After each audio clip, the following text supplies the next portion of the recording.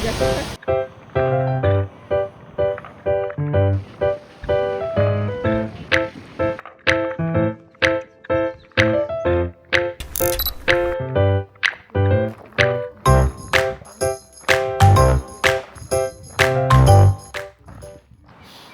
welcome to another exciting episode of Gibbon Travelogue. I'm Lillian. And I'm Gilbert. And today we're in the exciting place of Kushiro. And Kushiro is famous for their seafood as well as the red crown crane. So, wow, so exciting. Shall we explore this place? Yeah, I can't wait to eat. Okay, let's go. This way. In our last episode, we explored one of Japan's most spectacular natural treasures, the UNESCO World Heritage Site of Shiretoko. We were incredibly fortunate to witness brown bears, foxes and deers in the wild. And we had probably the most exciting whale watching trip of our lives, with pods and pods of killer whales. In this video, we leave the rugged coastline of Shiretoko behind and continue our Hokkaido road trip towards Kushiro.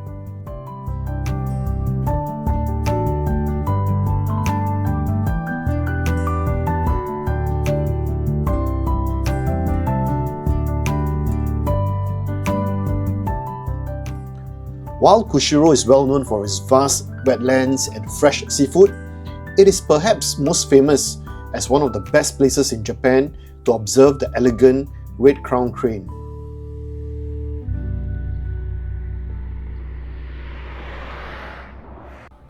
Regarded as a symbol of happiness, longevity and good fortune, the red crown crane was once on the verge of extinction. Thanks to decades of dedicated conservation work, its population has gradually recovered. Although winter remains the best season to see these magnificent birds, many cranes now stay in eastern Hokkaido throughout the year instead of migrating. With a little luck, perhaps we might get to see them ourselves. Okay, let's continue from where we left off in our last video. After an unforgettable morning cruise around Cape Shiretoko, we begin our 152-kilometer drive towards Kushiro.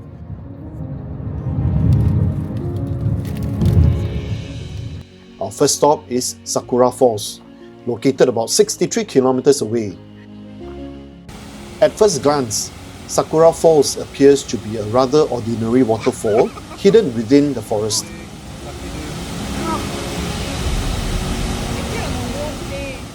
However, every summer it becomes a stage for one of nature's most fascinating spectacles. From early June till the end of August, around 3,000 cherry salmon return from the Pacific Ocean to begin the final stage of their life cycle. Their instinct drives them upstream to the rivers where they were born, and this waterfall stands directly in their path. To continue their journey, the salmon have to leap repeatedly against the rushing water, hoping to clear the falls.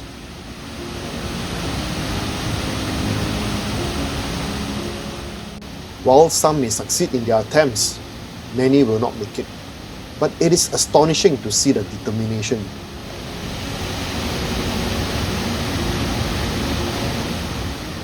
We are visiting in late May, slightly before the season begins. To our delight, there are already salmon attempting the climb.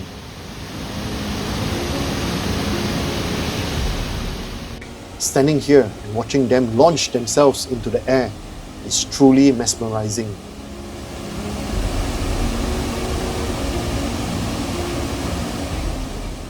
It is one of those moments that no photograph can fully capture. Leaving Sakura Falls behind, we continue another 24 kilometers to Mount Iyo.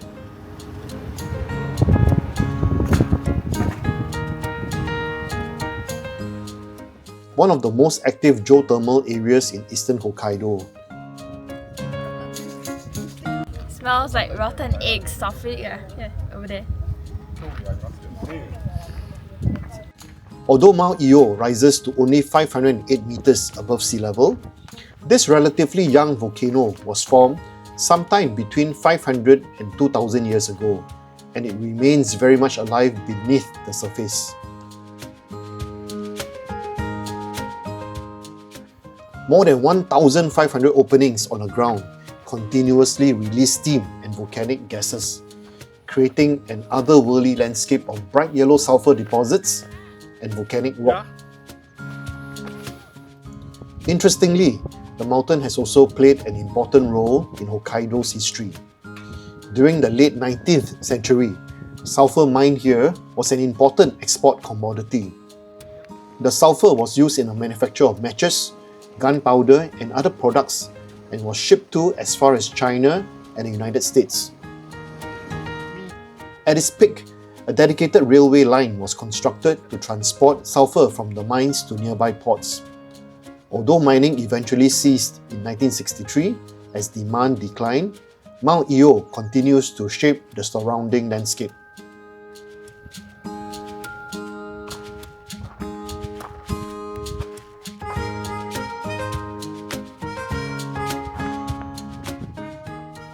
Just a short drive from Mount Io brings us to one of Japan's most beautiful lakes. Formed inside the crater of an ancient volcano thousands of years ago, Lake Mashu has no rivers flowing into or out of it, allowing its remarkable pure waters to remain almost untouched. As we make our way up the mountain road, thick mist begins rolling in, gradually hiding the surrounding landscape. In fact, Lake Mashu is so frequently covered by fog that many visitors never get to see it clearly at all. For a while, it looks as though we might not be any luckier. Then, almost unexpectedly, the mist begins to lift. Standing quietly at the observation deck, we finally understand why Lake Mashu has inspired so many legends over the centuries. The Ainu people regard this place as sacred, and looking out across the still, crystal clear water, we now know why. Leaving the tranquil shores of Lake Mashu behind, we continue our drive towards Kushiro. Dense forests gradually give way to expansive grasslands and wetlands.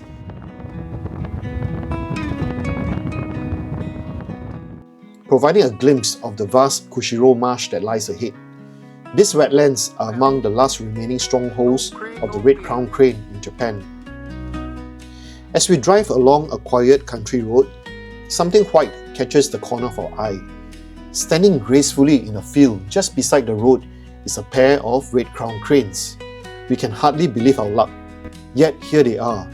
Tall and elegant, they move slowly through the field, completely unbothered by our presence.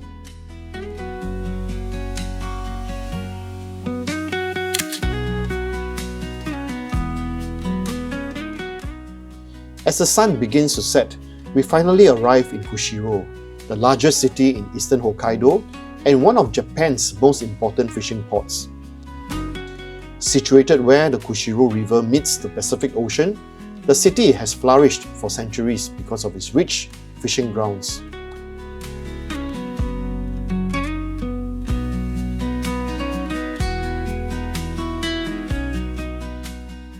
After checking into Dormy Inn Premium Kushiro, we head straight out for dinner.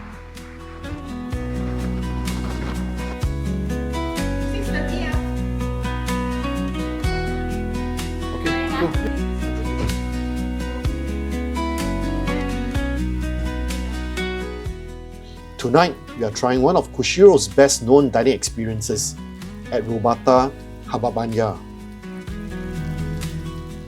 Robatayaki, which literally means fireside cooking, traces its origins back to Kushiro in the years following the Second World War.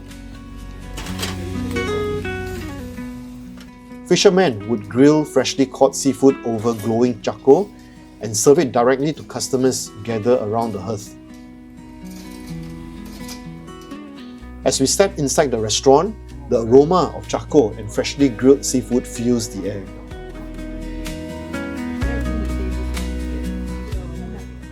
Fish, shellfish and seasonal vegetables are cooked over an open fire before being served piping hot.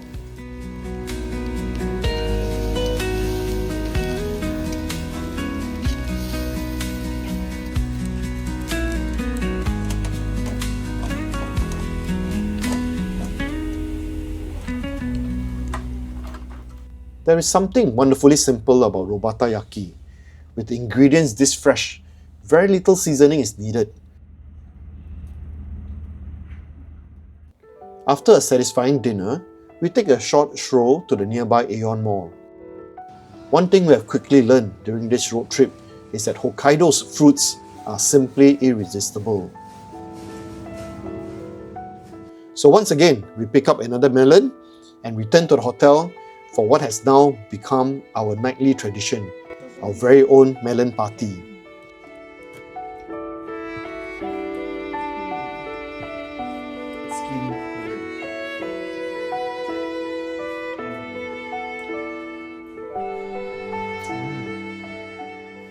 As the day comes to an end, I head to the hotel's onsen to unwind after a full day of driving. The next morning, we wake up to clear blue skies. Just a few minutes from Kushiro station is Washo Market, one of Hokkaido's most famous seafood markets.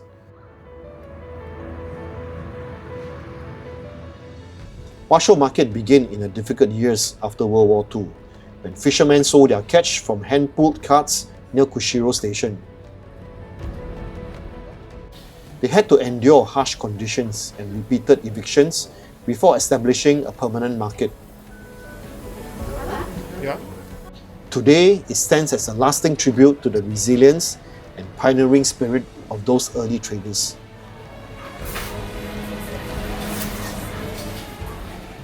The market's biggest attraction is something known as Kattedon, which literally means a bowl made exactly the way you like it. You first purchase a bowl of freshly cooked rice before wandering through the market, selecting individual portions of seafood from different stalls. Salmon. One is a cherry salmon and one is a Hokkaido chunky salmon. Oh, cherry salmon, sounds very familiar.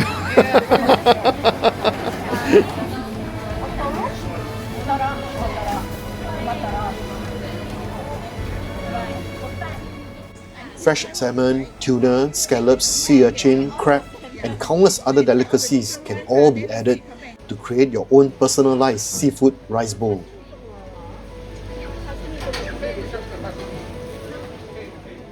Of course, before assembling our Kattedon, something else catches our attention.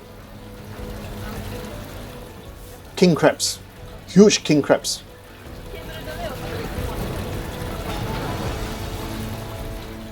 The shopkeepers are cheerful, welcoming, and incredibly friendly. Unlike some tourist markets, where vendors aggressively encourage customers to buy, the atmosphere here feels relaxed and genuine. Many are happy to chat, explain the different seafood on display, and even invite visitors to take photographs with the enormous king crabs outside their shops.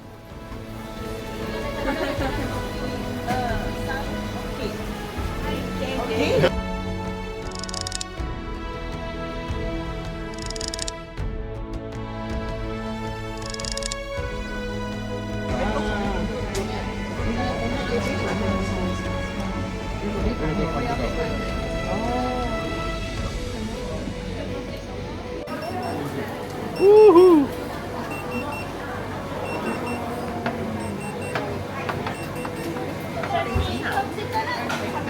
Okay.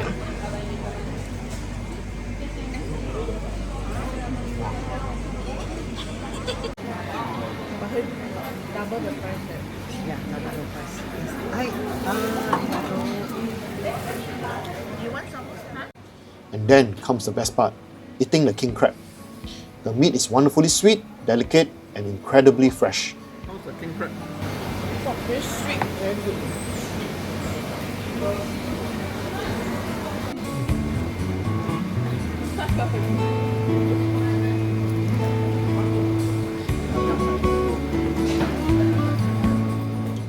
With our stomachs satisfied, it is time to continue our search for the red crown cranes.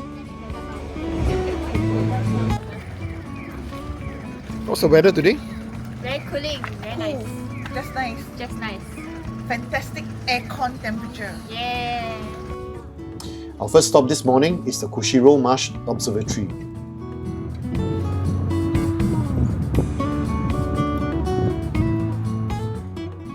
Covering more than 18,000 hectares, Kushiro Marsh is Japan's largest wetland and one of the country's most important protected ecosystems.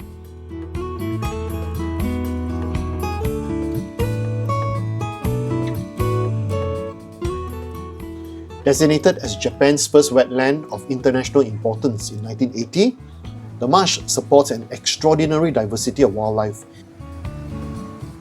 including over 2,000 species of plants and animals. For the red-crowned crane, these wetlands are essential. The observatory itself sits on a hill overlooking the vast expanse of wetlands below. But despite scanning the landscape carefully with our binoculars, there are no cranes to be seen this morning. Not discouraged, we continue towards another famous crane viewing location, Otowa Bridge. Among wildlife photographers, Otowa Bridge is legendary. Every winter, long before sunrise, photographers gather here hoping to capture one of Hokkaido's most iconic scenes, elegant crane silhouette against glowing golden mist. Unfortunately, today is neither winter nor sunrise. The river is calm, the bridge is quiet, and once again, no cranes. Still hopeful, we drive onwards to the Tsurui-Ito Tancho Sanctuary, one of Japan's most important conservation sites for the red-crowned crane.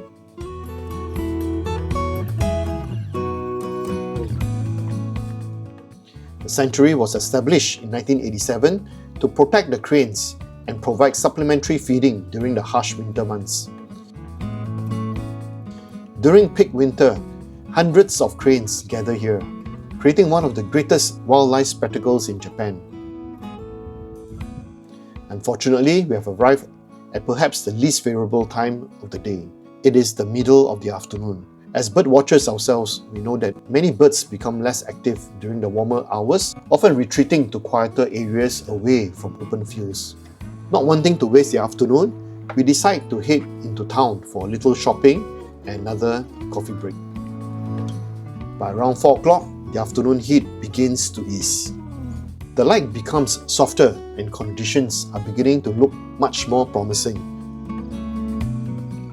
So we set off once again. This time we drive through the peaceful countryside around Tsurui village, keeping our eyes fixed on every open field and marshland beside the road. Before long, we see our very first pair of red-crowned cranes for the day. Success at last.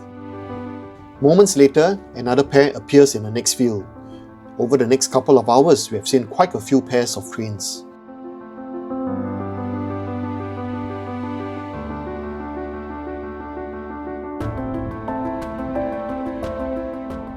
Watching these magnificent birds feeding quietly in the golden afternoon sunlight is every bit as magical as we had imagined. It is interesting to know that the red-crowned cranes was once thought to have disappeared from Japan. They were then rediscovered in eastern Hokkaido in 1924 when a small population of around 20 birds was found surviving in the marshes. Thanks to decades of conservation efforts and the support of local communities, their numbers have recovered to more than 1,800 today, making this one of the world's greatest wildlife conservation success stories. After spending the late afternoon with the cranes, we return to Kushiro for dinner. Tonight's choice is Hamazushi,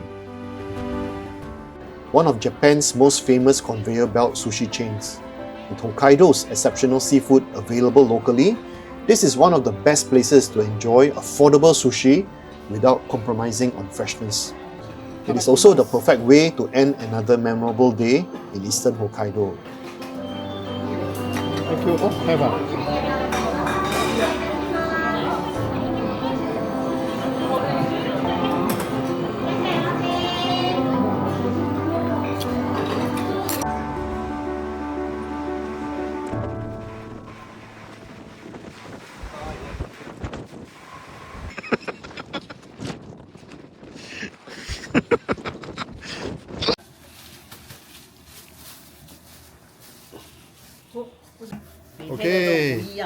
每天都不一样。 We are all from the same. It's melon party again on day 7.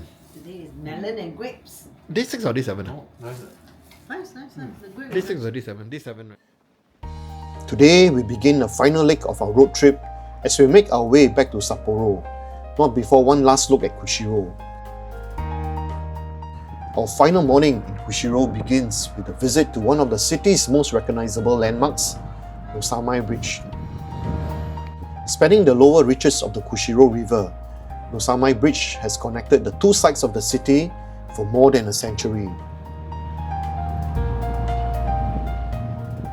The present bridge, completed in 1976, is the fifth bridge to stand on this site, replacing earlier wooden and steel structures that could no longer meet the city's growing needs. After spending some time taking in the view, we return to a place that has already left a lasting impression on us. Yes, we are back in Washo Market once again. Some experiences are simply too good to have only once. As we wander through the market, greeting some of the same friendly stallholders we met yesterday, something catches our attention. A beautiful displayed Yubari king melon at a food store within the market. Yesterday, while shopping at one of the malls, we noticed the same variety of melon selling for over 8,400 yen each. Here at Washo Market, an even larger melon is priced at only 3,800 yen. That certainly gets our attention. Okay. Yeah. After enjoying another wonderful seafood breakfast, we gather around a table to share the melon. The vibrant orange flesh of the Yubari king melon is incredibly soft and juicy. Every bite seems to melt in the mouth. The sweetness is rich without being overpowering, and the flavour lingers long after each mouthful. Next level juicy.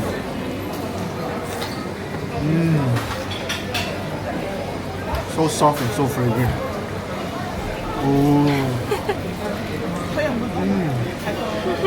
The juice. Oh, wow. I'm not eating it, I'm not drinking it. After tasting a melon like this, ordinary melons may never quite taste the same again. Before leaving the market, we decide to buy another one. This one will be travelling with us all the way to Sapporo. As we reflect on our journey from Shiretoko to Kushiro, we realize it has been a wonderful blend of breathtaking landscapes,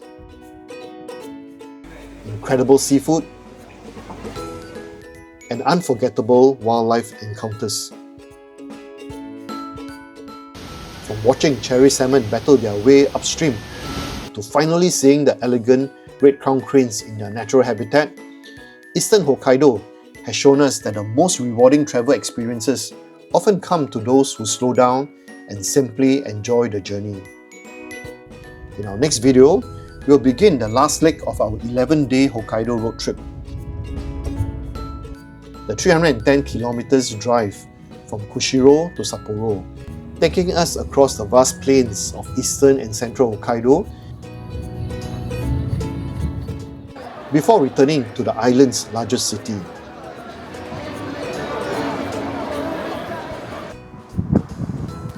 Okay, that's it, folks. Hope you like this video. If you enjoyed this video, don't forget to give us a like, leave a comment for us, and subscribe to. Gibbon Travelogue. Until our next video, We'll see you again. Bye. Matane.